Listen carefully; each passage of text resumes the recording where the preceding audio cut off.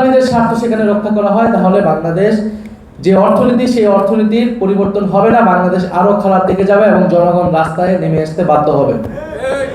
ফলে আমরা চাই বাংলাদেশ একটি সামনের দিকে আগাবে। বাংলাদেশে রমজান মাস, দ্রব্যমূল্যের ঊর্ধ্বগতি হচ্ছে। নতুন সরকার হিসেবে আমরা এখনো ছাড় দিয়ে যাচ্ছি, আমরা এই বিষয়ে কড়া অবস্থান নিচ্ছি না।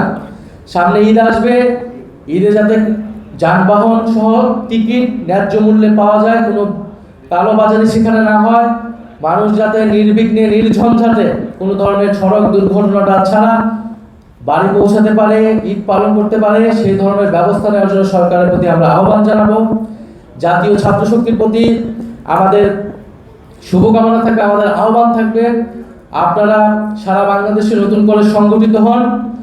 আপনারা আপনাদের শিক্ষা প্রতিষ্ঠানগুলোতে যাতে ঠিকভাবে পড়াশোনার কার্যক্রম পরিচালিত হয়, প্রশাসন যাতে নিরপেক্ষভাবে কাজ করে, বিশ্ববিদ্যালয়গুলো যাতে আবারও স্বৈরতন্ত্রের আতুরঘরে পরিণত না হয়, হলগুলো যাতে আবারও গণরুম গেস্ট রুমে পরিণত হতে না পারে, সেটার দায়িত্ব কিন্তু জাতীয় ছাত্র শক্তি। জাতীয় ছাত্র শক্তি গণ অভ্যুত্থানের আকাঙ্ক্ষাকে ধারণ করে বাংলাদেশের শিক্ষার্থী সমাজের পাশে তাদের অধিকারের পক্ষে থাকবে। বিশ্ববিদ্যালয়গুলোতে, কলেজগুলোতে যাতে গণতান্ত্রিক পরিবেশ থাকে, কথা বলার অধিকার থাকে, সেটা নিশ্চিত করার দায়িত্ব জাতীয় ছাত্র শক্তি। এবং শহীদ পরিবারগুলোর পাশে আপনারা থাকবেন, আহত যোদ্ধাদের পাশে আপনারা থাকবেন। একটা কথা শোনা হচ্ছে যে পুলিশ হত্যার তদন্ত নাকি আবার করা হবে।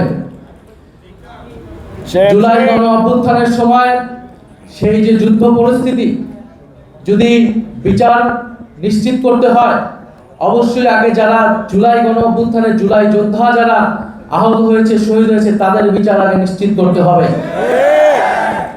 পুলিশ বাহিনীকে আমরা, সমগ্র পুলিশ বাহিনী কিন্তু দায়ী ছিল এই অপরাধের জন্য, এই গণহত্যা সংঘটিত করার জন্য। কিন্তু আমরা সমগ্র পুলিশ বাহিনীকে কাঠগড়ায় দাঁড় করিয়ে নেই। আমরা বলেছি যারা অভিযুক্ত ব্যক্তি শুধু তাদেরকে আমরা বিচারের আওতায় আনবো, আর পুরো বাকি পুলিশ বাহিনী যাতে সংস্কারের মধ্য দিয়ে জনগণের পক্ষের বাহিনী হিসেবে আবার কাজ করে। ফলে এই মীমাংসিত বিষয় নিয়ে যদি আবার বিতর্ক তৈরি করা হয়, তাহলে জনগণ বাধ্য হবে রাজপথে নামতে।